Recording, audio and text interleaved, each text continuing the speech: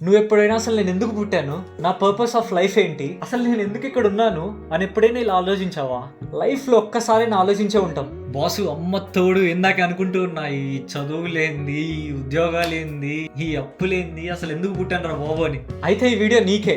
ఈ బుక్ మన క్వశ్చన్స్ కి ఆన్సర్ చేస్తుంది. Ikigai, the Japanese secret to long and happy life, author Hector Garcia Francisco Miralles. The R has to roll అన్నమాట. Japanese గురించి ఒకవేళ మీకు ఈ విషయం తెలియకపోతే ఒక చిన్న ఇంట్రొడక్షన్ ఇస్తా, మీకు ఒక స్టేజ్ సెట్ చేస్తా. మన వరల్డ్ మొత్తంలో జపనీస్ కే లైఫ్ ఎక్స్పెక్టెన్సీ ఎక్కువ ఉంటుంది. వాళ్ళు చిన్నప్పటి నుంచే ఒక ఫిలాసఫీతో బ్రతుకుతారు, పెరుగుతారు. అదే ఇకిగాయ్. అసలు ఇకిగాయ్ కి మీనింగ్ ఏంటంటే the reason to live, the reason for being. అసలు మన బ్రతుకుకి రీజన్ ఏంటి అనేదే ఇకిగాయ్. చిన్నప్పటి నుంచి వాళ్ళ హ్యాబిట్స్ తో, థాట్ ప్రాసెస్ లో పెరుగుతారు వాళ్ళు. ముందే చెప్తున్నా, మనం ఆ లైఫ్ స్టైల్ ని పూర్తిగా బ్రతకలేం. Various reasons. వాళ్ళ ఫుడ్ మనది కాదు, మన క్లైమేట్ మనది కాదు, mind set differences, cultural differences, generation నుంచి వస్తున్నది. ఎగ్జాక్ట్లీ. బట్ అట్లీస్ట్ మనం కొన్ని హ్యాబిట్స్, మనకి హెల్ప్ అయ్యే కొన్ని హ్యాబిట్స్ మనం అడాప్ట్ చేసుకోగలిగితే ఎంతో కొంత బెనిఫిషియల్ అవుతాం కదా. అట్లీస్ట్ మనకి అవేర్నెస్ అని వస్తుంది. ఈ బుక్ గురించి మన స్టైల్లో ఒక కమర్షియల్ ఎంటర్టైనర్ లాగా ఒక చిన్న అవుట్లుక్ ప్రొవైడ్ చేద్దాం అన్నదే నా ఉద్దేశం. ఈ బుక్ లో నాకు నచ్చిన ఒక ఇంట్రెస్టింగ్ థింగ్ మీకు కనపడుతుంది కదా, ఒక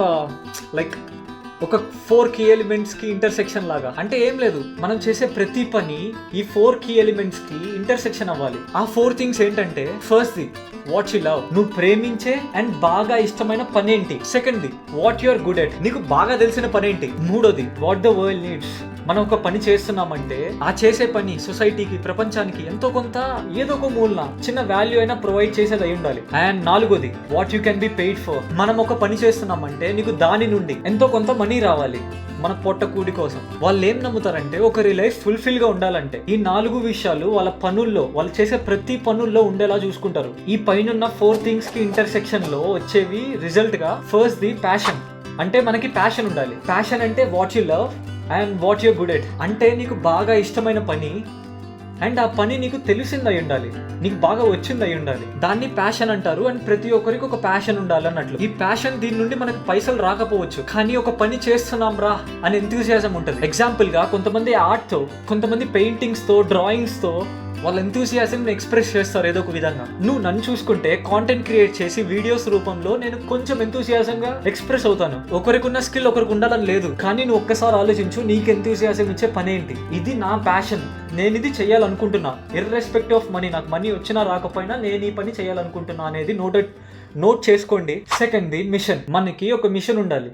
మిషన్ అంటే what you love and what the world needs. ఆ మిషన్ మనం ప్రేమించేది అయి ఉండాలి అండ్ సొసైటీకి ఎంతో కొంత ఉపయోగపడేది కూడా అయి ఉండాలి. దీనికి ఒక చిన్న ఎగ్జాంపుల్ చెప్తా. కొంతమందికి ఎన్వైరన్మెంట్ పట్ల, లేకపోతే నేచర్ పట్ల ప్రేమ ఉంటుంది. అలాంటి వాళ్ళు ఏం చేస్తారు, మొక్కలు నాటుతూ ఉంటారు ఇంటి దగ్గర. అండ్ నాకు కూడా ఒక మిషన్ ఉంది. నేను పెట్టుకున్న మిషన్ ఏంటంటే సోషల్ మీడియాలో గ్రో అవ్వడానికి చాలా వేస్ ఉన్నాయి. నేను కూడా ఏదో ఒకటి ఎంటర్టైన్మెంట్ వీడియోస్, లేకపోతే వ్లాగ్స్ అవి ఇవి చేయొచ్చు, కానీ ఇలాంటి మన యూత్ కి ఉపయోగపడే వీడియోస్ చేయాలన్నదే నా మిషన్. అలా ఒకసారి మీరు కూడా ఆలోచిస్తే మీకు కూడా ఒక మిషన్ ఉంటుంది, దాన్ని కూడా రాసుకోండి. మూడవది ప్రొఫెషన్. మనకంటూ ఒక ప్రొఫెషన్ ఉండాలి. అది జాబ్, అదే మన కెరియర్. ఇది మన కూటి కోసం చేసే పనులు అన్నట్లు. వీటికి మనకంటూ స్కిల్స్ కావాలి, మనకంటూ ఫైనాన్షియల్ స్టెబిలిటీ ఉండాలి. ఈ ప్రొఫెషన్ గురించి పెద్దగా నేను ఎక్స్ప్లెయిన్ చేసేది ఏం లేదు, మీ అందరికీ తెలుసు.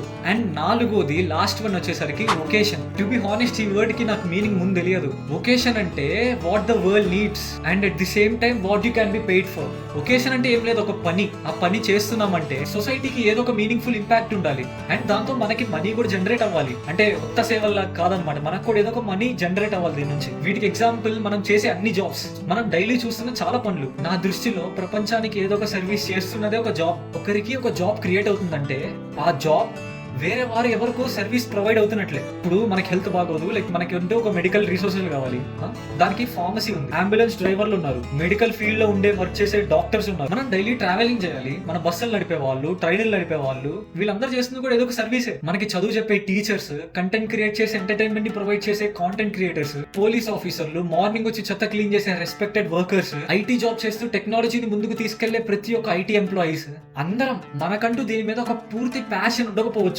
బట్ ఎట్ ది ఎండ్ మనకి దీని ద్వారా ఒక సాటిస్ఫాక్షన్ అనేది వస్తుంది, వర్క్ సాటిస్ఫాక్షన్. అది ఏదో ఒక రూపంలో వస్తుంది. ఇకిగై మెయిన్ గా దేన్ని హైలైట్ చేస్తుందంటే, మన లైఫ్ కి ఒక పర్పస్ ఉండాలంటే మనం చేసే ప్రతి పని ఈ 4 కీ ఎలిమెంట్స్ కి ఇంటర్సెక్షన్ అయి ఉండాలి. అంటే మనకి ప్యాషన్, మిషన్, ప్రొఫెషన్, వొకేషన్, ఈ 4 ఉండాలి. నేను ఈ బుక్ చదివాక నాకు కొంచెం ఇంట్రెస్టింగ్ అనిపించింది. ఇది నేను రాసుకున్నాను అనమాట, నాకు ఏమేంటివి ఇవి. అండ్ ఇది నాకు చాలా హెల్ప్ అయింది కూడా.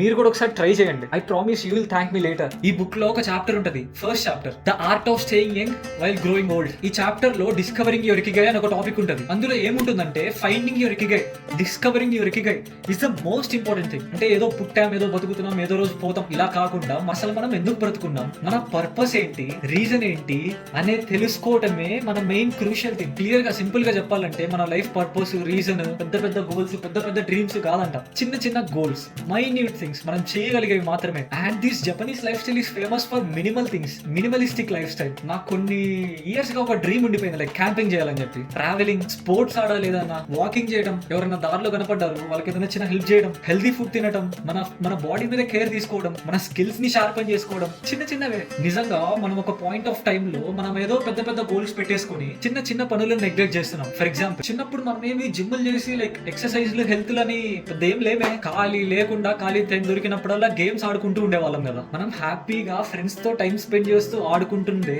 ఫిజికల్ ఎక్సర్సైజ్ అయిపోతుంది కదా. పెద్ద అయ్యే కొద్దీ మన స్పోర్ట్స్ ని కానీ లైక్ మన హెల్త్ ని కేర్ తీసుకోవడం కానీ నెగ్లెక్ట్ చేయడం వల్ల హెల్త్ పాడైపోతుంది కదా. అలానే మనం చేసే చిన్న చిన్న పనులు ఏదైతే ఉన్నాయో ఆ చిన్న చిన్న పనులు మన లైఫ్ మీద పెద్ద ఇంపాక్ట్ చూపిస్తుందంట. నెక్స్ట్ నాకు షేర్ చేయాలనిపించిన 4th chapter, find flow in everything you do. అంటే ఏం లేదురా, సింపుల్.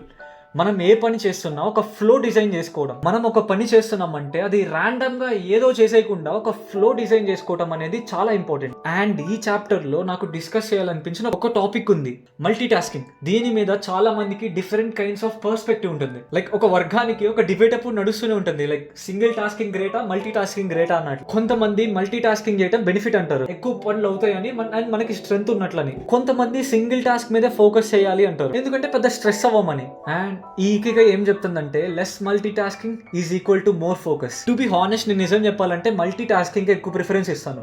నేను చదువుకునేటప్పుడు లైక్ ఇంజనీరింగ్ కాలేజ్ లో కూడా లైక్ ఒకేసారి మల్టిపుల్ థింగ్స్ చేయటం అనేది ఎందుకో నాకు అలా అలవాటు అయిపోయింది. అండ్ ఇప్పుడు నేను ఒక యూట్యూబ్ వీడియో కూడా ఎడిట్ చేస్తున్నానంటే, లైక్ ఫర్ ఎగ్జాంపుల్ చెప్తాను, ఎడిట్ చేస్తున్నానంటే కాసేపు మళ్ళీ వేరేది ఓపెన్ చేయటం, మళ్ళీ యూట్యూబ్కి రావడం, మళ్ళీ లైక్ వేరే దానికి వెళ్ళటం, ఇది ఎప్పుడు లైక్ మల్టీ టాస్కింగ్ అనేది కాన్స్టెంట్ గా నా మైండ్ లో రన్ అవుతూ ఉంటది. అండ్ దీనికి నేను ప్రౌడ్ గా కూడా ఫీల్ అయ్యేవాడిని ఒక విధంగా. బట్ నేను లేట్ గా రియలైజ్ అవుతుంది ఏంటంటే నాకు ఈ ప్రాసెస్ లో కొంచెం టైర్డ్ అనిపిస్తుంది, కొంచెం స్ట్రెస్ అవుట్ అయిపోతున్నానేమో అనిపిస్తుంది, లైక్ ఓవర్వెల్మ్ అయిపోతున్నానేమో అనిపిస్తుంది, ఎక్కువ పనులు ఉన్నాయా అని. ఈ బుక్ చదివాక, మెయిన్ గా ఈ చాప్టర్ చదివాక కొంచెం మల్టీ టాస్కింగ్ తగ్గించి చూద్దాం ఎలా ఉంటుందో ఒకసారి. దీన్ని కూడా ఎక్స్ప్లోర్ అవ్వాలనిపించింది నాకు. అండ్ ఒక మంత్ దీన్ని ఒక టైం టేబుల్ లాగా రాసుకొని వర్కౌట్ చేద్దాం అనుకుంటున్నా. చూద్దాం రిజల్ట్స్ ఎలా ఉంటాయో. Because quality is more important than quantity at any time. Next chapter, master of longevity అని ఒక చాప్టర్ ఉంటుంది. ఇందులో ఒక టాపిక్ ఉంటుంది, టేకింగ్ ఇట్ ఈజీ అని. ఇది నాకు ఎప్పుడు ఎవరైనా బాధల్లో ఉన్నా, లైక్ టెన్షన్ లో ఉన్నా భుజం తట్టి చెప్పాలనిపిస్తుంది, టేక్ ఇట్ ఈజీ అని. అసలు మనం ఎన్నాళ్ళు ఉంటామో కూడా తెలియదు. మన లైఫ్ జర్నీ కొంచెం రష్ అవ్వకుండా స్లోగా వెళ్తే బెటర్ ఏమో. ముఖ్యంగా ఏం చెప్తుందంటే rushing is considered as stressful. Rush అయిపోవడం బదులుగా ప్రతి ఒక్క మూమెంట్ ని ఆస్వాదించడం చాలా బెటర్ అండ్ చాలా ఇంపార్టెంట్. కాలేజ్ లో నా ఫ్రెండ్ ఒకటి ఉంటాడు, నెట్ఫ్లిక్స్ ఆన్ చేశాడంటే సిరీస్ మొత్తం ఒకటే సిట్టింగ్ లో అయిపోవాలి.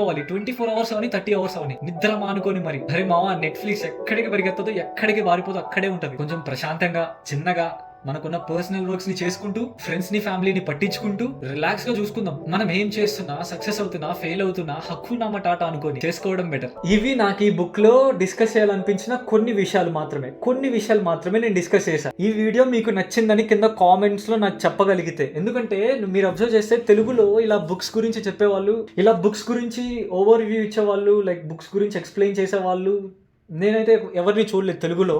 మీకు కనుక నచ్చితే ఒక్కరు కామెంట్ చేసిన చాలు, ఎందుకంటే నేను వీడియో చేసేది అందరి కోసం కాదు, ఒక్కరి కోసం, నీ ఒక్కరి కోసం. మీకు కనుక వీడియో నచ్చితే కింద కామెంట్ చేయండి. నెక్స్ట్ పార్ట్ 2తో వద్దాం, లైక్ కొత్త విషయాలు డిస్కస్ చేస్తాను నేను ఈ బుక్ గురించి. అండ్ మీకు నచ్చిన బుక్ ఏంటో కింద కామెంట్ చేయండి, ఎందుకంటే నేను కూడా బుక్ చదువుతాను. ఈ మిస్టర్ ఫేవర్ ఛానల్లో నేను పెడతాను ఆ వీడియోని. అండ్ నేను లాస్ట్ వీడియో పవన్ కళ్యాణ్ గారి గురించి వీడియో చేశాను, అది నేను పిన్ కామెంట్స్ లో కింద లింక్ ని పెడతాను, మీరు వెళ్ళి చూడండి. ఒకవేళ మీరు పవన్ కళ్యాణ్ అంటే ఇష్టం ఉన్నా లేకపోయినా మీకు ఈ వీడియో పక్కా యూజ్ అవుతుంది. This is Balaji Kalli as Mr favour signing off. Jai Hind.